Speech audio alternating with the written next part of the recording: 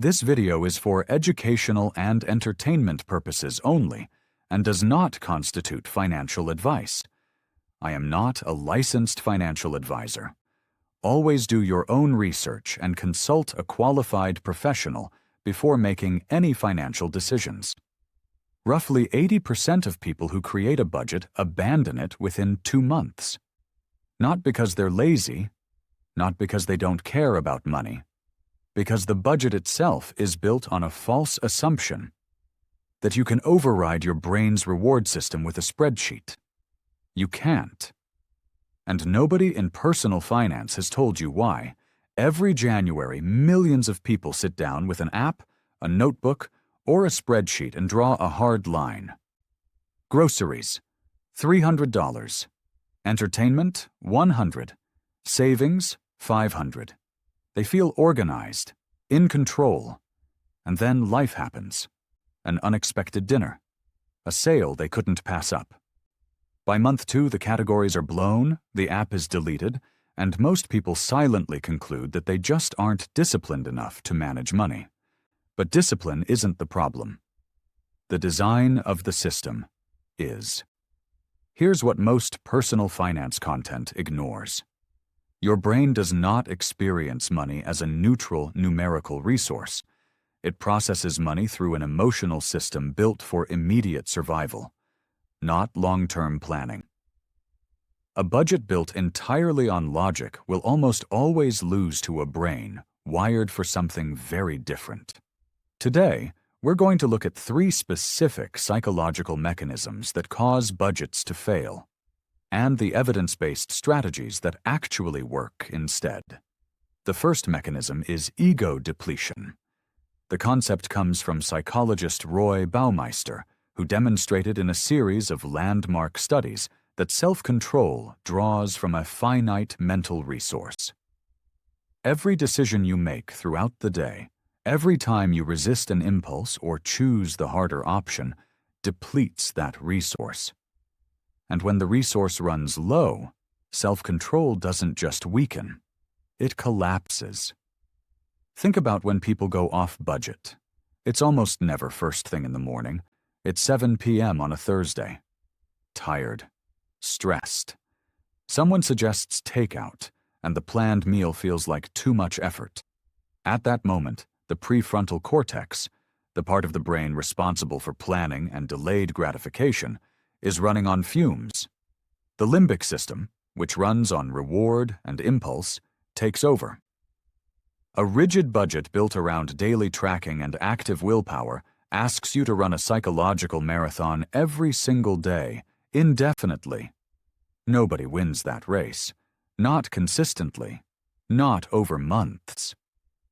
The real insight isn't to summon more discipline. It's to build systems that require as little of it as possible. The best financial behavior doesn't feel like resistance. It feels like autopilot. The second mechanism is psychological reactance, first described by Jack Brame in 1966. The core finding. When people feel their freedom is being restricted, they push back, instinctively, often without knowing it. The moment you tell your brain it cannot spend money on something it enjoys, eating out, new clothes, entertainment, that thing becomes more desirable. Not because you need it more, because the restriction amplifies the craving. The no creates the obsession. This is why extremely tight budgets almost always produce a rebound effect. People white-knuckle through 2 or 3 weeks of strict spending, feel deprivation accumulate, and then blow the whole thing in one emotional purchasing session. Then comes the guilt, the shame, the quiet belief that they're just not the kind of person who can handle money. That belief is wrong. What's actually happening is a predictable psychological cycle. Restriction creates craving. Craving creates failure. Failure creates shame. Shame destroys the motivation to try again. You've seen this same pattern in diet culture. Extreme restriction leads to binging, which leads to shame, which leads to abandonment. The mechanism is identical. The solution is also identical. Not more restriction, but the least discussed. It's the abstraction problem. Budgets operate on numbers and categories, abstract representations of money. But your brain doesn't feel abstractions. It feels concrete experiences. A line item reading entertainment, $80 remaining, carries almost no emotional weight. It's a number on a screen. But watching 3 $20 bills leave your wallet across a week, that feels real. This is why research consistently shows that people spend significantly less when using cash compared to cards or digital payments. The physical act of handing over money activates what behavioral economists call the pain of paying. Cards numb that pain almost entirely.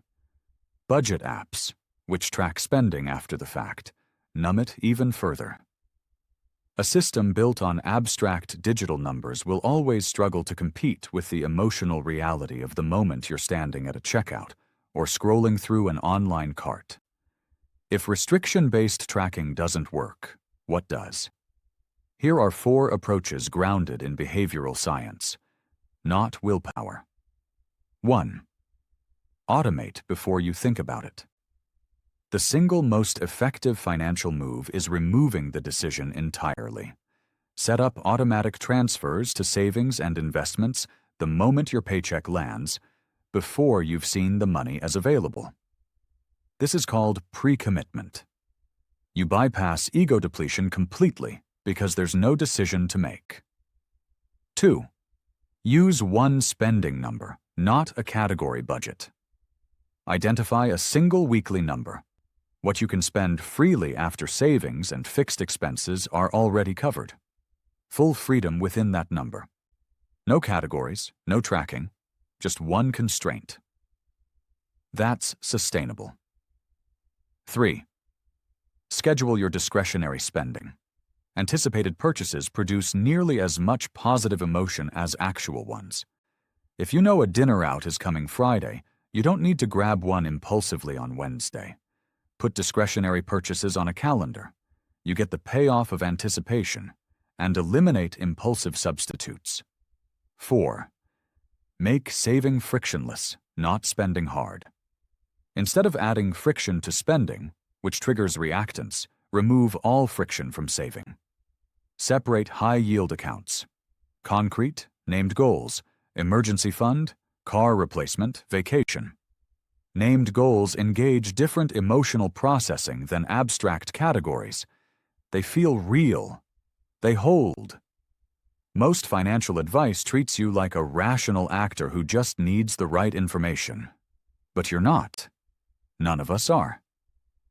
We're emotional, depleted, reactive people navigating a world designed to extract money from us at our weakest moments.